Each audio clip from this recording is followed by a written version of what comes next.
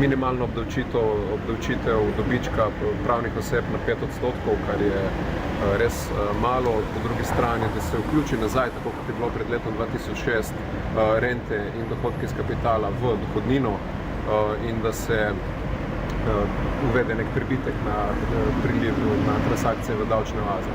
To niso neki revolucionarni ukrepi, so stvari, ki smo jih že poznali, in ta odziv gospodarstvenikov, oziroma predvsem gospodu Boscarola pa Akrapoviča, je nič drugega kot izsiljevanje. Poglejte, ti gospodarstveniki so prejemali državne subvencije, gospod Boscarol je praktično postavil tako uspešno firmo tudi na račun tega, da mu je država znatno pomagala, in tu ta gospoda pozablja v prvi vrsti na družbeno solidarnost, na pravičnost v tem, da bi tisto, kar jim je tudi država konec koncev pomagala ustvariti, vrnili nazaj, ne državi. In kaj ta država je?